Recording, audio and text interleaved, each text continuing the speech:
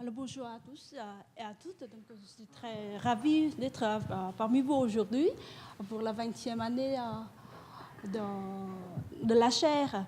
Donc, ça rime bien avec les 20 années de la réforme foncière immobilière au Vietnam. Donc, je profite pour mettre sur le titre.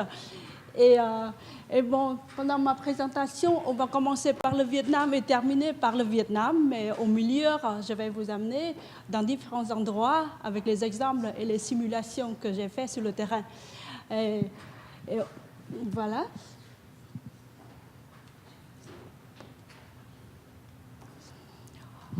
Je profite pour vous montrer cette photo.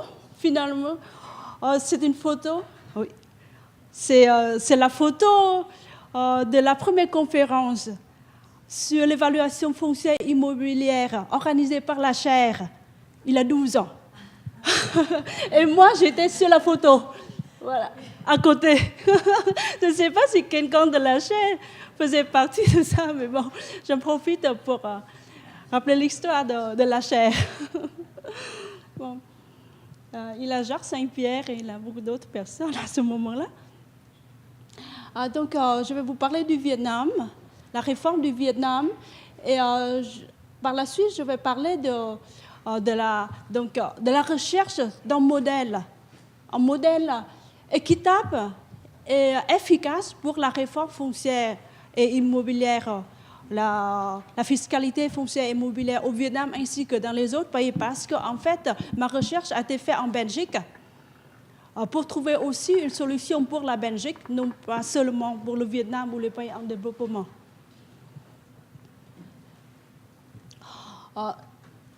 Donc, bref, sur la rénovation du Vietnam. Donc, le Vietnam a connu, on peut dire, d'un côté, la victoire ou la chute du Saigon. Ça dépend. Je pars ici ou je pars au Vietnam ou je pars en Europe, on prend différents mots. Fin de la guerre. C'est ça. C'est tout simplement. Donc, en 1975, après la guerre, ce n'est pas comme les autres pays qui connaissaient une croissance économique très importante après la guerre. Le Vietnam a connu la crise, une crise économique et isolation internationale. Après 10 ans, c'était la pauvreté partout et face à cette réalité, on a dû faire la réforme économique et l'ouverture économique. C'est la réalité. Donc, ici, c'est quelques événements importants qui marquent la rénovation du Vietnam et je parle un peu du résultat de cette réforme. Donc, pendant les plus de 20 dernières années, on a connu une croissance économique constante, environ 7% pendant cette période. Et en même temps, le taux de la pauvreté a diminué d'une manière spectaculaire. À peu près 50% de la population souffrait de la pauvreté au début de la réforme. Maintenant, c'est en moins de 6% en 2015. Et ici, c'est le tourisme. Vous voyez, avec la fin de l'isolation internationale, le Vietnam a connu beaucoup de succès dans la réintégration. Et ici, on a, l'année dernière, en 2014, on a reçu plus de 7 millions de tourisme. Donc, en 2015, on peut compter les deux personnes. 2016. Oui, pour les voyages de noces, c'est une belle destination. Donc, pour la réforme, à un certain moment, on pose la question de la réforme économique, la promotion du secteur privé, ça ne suffit pas. Il faut aller plus à l'essentiel. C'est la réforme foncière, parce que c'est le moyen de production le plus important. Donc, au début de la réforme, on voit au niveau institutionnel, il y a une absence de cadre réglementaire, de superposition des acteurs qui réagissent dans la gestion foncière. Et à ce moment-là, vous voyez, on ne reconnaissait pas encore le marché immobilier, les transactions était informel, parce qu'on dit que toutes les transactions sont illégales, immobilières sont illégales. C'est pas récent, il y a 20 ans, c'était comme ça. Mais maintenant, ça change, je vais vous parler plus en détail. Au niveau de la gestion, on voit que 80% des litiges présentés devant la Cour concernent liés au foncier. Et ici, sont les composants de la réforme foncière au Vietnam ainsi que dans certains autres pays. Et au début des années 90, avec la subvention de la Banque mondiale, un grand projet, on a mis en œuvre la réforme de la réforme foncière, la sécurisation foncière, donc essaye de réformer le cadastre, de mise à jour le cadastre qui a été fait par les Français au début du XXe siècle. Et maintenant, tout est fait. Donc, chaque propriété a un certificat de propriété. On a identifié les parcelles, aussi que les propriétaires. Donc, il y a des couches du cadastre, juridique, cadastre, fiscal, tout déjà mis en place. Donc, le cadastre polyvalent. Et ici, ce sont les composants de la réforme foncière. Et à un moment, on se pose la question, pourquoi dans les autres pays, les infrastructures sont développées, mais pas chez nous? Et en Afrique aussi, est-ce qu'on doit faire appel à des subventions, à des aides extérieures pour construire nos infrastructures? Mais une fois on est emprunté, on met en place les infrastructures, comment entretenir les infrastructures? Donc on pose la question et la réponse pourrait se trouver dans ces pays-là, dans les pays en développement, grâce aux impacts fiscaux et non fiscaux de la fiscalité immobilière. On parle des impacts fiscaux, ce sont des recettes non fiscaux parce que l'impôt foncier pourrait être un outil incitatif pour le développement. Et comment ça pourrait être un outil incitatif? Je vais vous en parler un peu plus tard. Donc, on voit comment, j'ai analysé, je vois comment on peut réformer le système de la fiscalité foncière immobilière au Vietnam. Et voilà, ce sont la part des recettes foncières dans le PIB de différents groupes de pays. On voit que dans les pays développés, ça c'est environ 46% du PIB, tandis que dans les pays en développement et dans les groupes des pays en transition, c'était très faible. Donc, ça pourrait être une ressource potentielle pour les recettes publiques au niveau national et aussi bien qu'au niveau local. Et que ces recettes sont différentes des impôts, des revenus ou des impôts sur les ventes, parce que c'est plus visible et plus stable, alors qu'avec la crise financière, les revenus des personnes physiques et des ventes sont en déclin, ou bien ne sont pas très stables, et ils sont flexibles aussi, ils se déplacent, alors que l'immobilier, non, ils sont visibles, ils sont stables. Donc, c'est une ressource potentielle. Et ici aussi, on voit la part de l'impôt foncier, on parle de l'impôt de la taxe, ça dépend des pays. Bien sûr que pour les fiscalistes, c'est plutôt une taxe qu'un impôt, parce que ça aide à répondre aux besoins des collectivités locales pour les services publics collectifs. Donc, c'est plutôt une taxe que l'impôt, mais bon, j'utilise les deux termes. Ici, le Canada, les recettes foncières représentent plus de 90% des recettes fiscales au niveau municipal. C'est très important.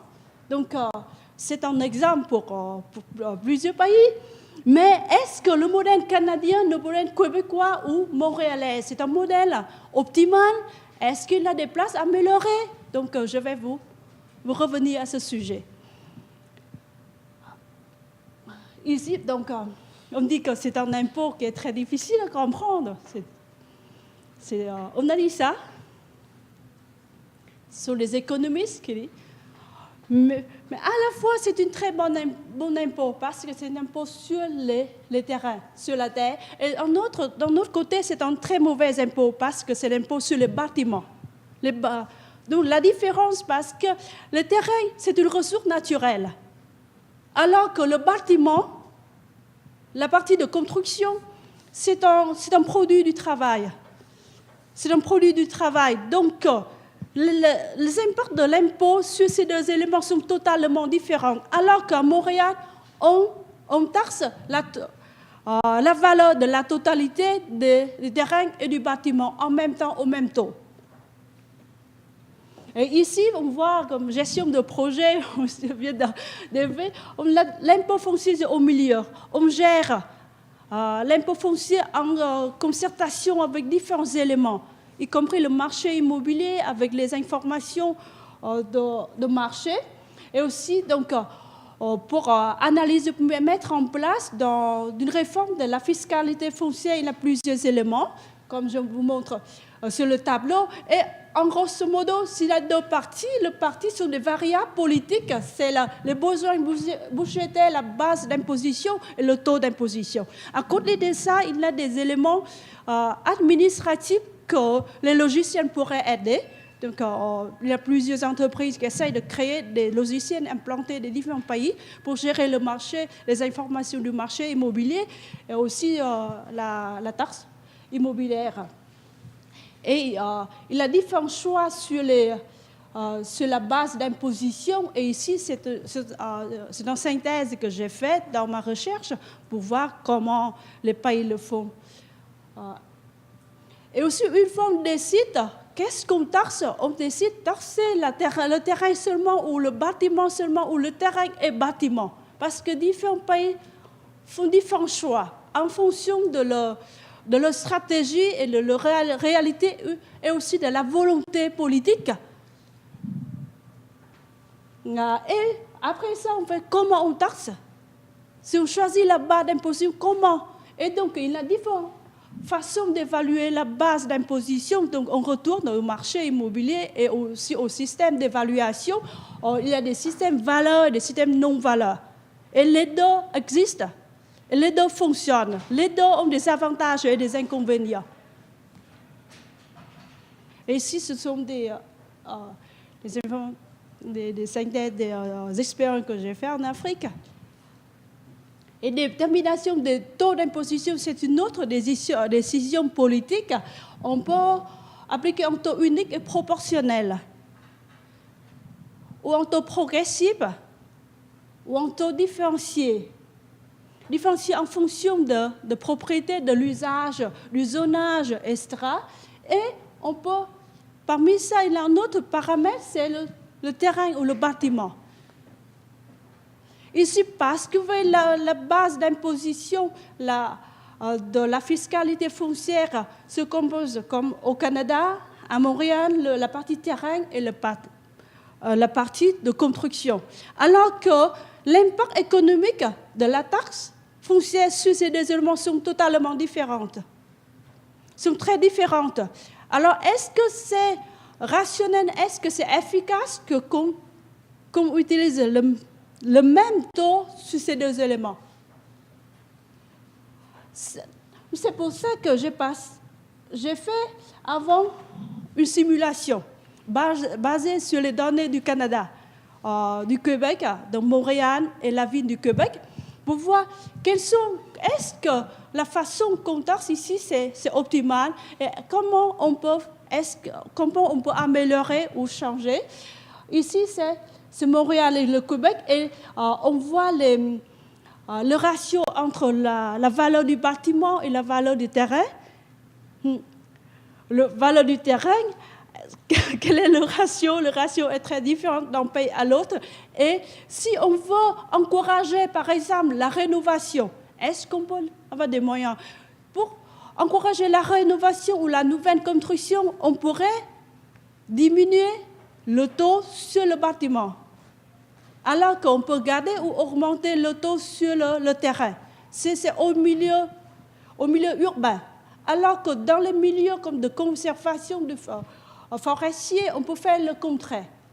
on peut taxer les bâtiments un taux plus élevé que sur le terrain, parce qu'on pour décourager les gens de construire dans les zones de réserve, par exemple, comme ça. C'est un outil assez flexible. Et ici, c'est un exemple. Et ici, c'est ce que j'ai fait pour une simulation. Je vais sur Montréal, avec le même besoin budgétaire, le même montant de recettes fiscales. Mais on peut taxer différemment en fonction de la politique de logement ou de la politique de construction, de rénovation. Par exemple, on peut encourager la construction écologique en diminuant le taux d'imposition sur le bâtiment qui applique une architecture qui est favorable à la protection environnementale. Et ici, les résultats que j'ai faits avec les données de la ville du Québec. Et avantage de la taxe foncière à double taux, donc, que je présente ici, c'est la promotion de l'usage efficient du sol, la réduction des effets distorsionnels de la taxe foncière traditionnelle ou classique. Et aussi, c'est un outil additionnel pour la politique de logement, de développement durable. Donc, c'est... Oui, c'est bon. Et ici, c'est le cas l'évolution du cadre législatif au Vietnam. Et vous voyez ici, cette partie-là, à partir de 2004, on a appliqué plusieurs lois, de nouvelles lois pour encourager, pour créer un cadre législatif favorable au développement du marché immobilier. Les étrangers pour avoir l'accès au marché immobilier au Vietnam. Et donc, on a tout pour un développement optimal du marché immobilier. Et ici, ce sont certaines statistiques sur les investissements dans le domaine immobilier au Vietnam, à Ho Chi Minh, Vina, Da Nang. Et voilà le contexte. On a besoin de renforcer les capacités institutionnelles, de formation. Donc, c'est pour ça que je vous ai parlé de la coopération dans la recherche dans ce domaine-ci pour les pays en développement aussi que pour les pays. Pour améliorer le système actuel en Europe ou au Canada, ce sont des projets de recherche susceptibles qu'on peut faire ensemble. Merci beaucoup de votre attention. Merci beaucoup, Angloane.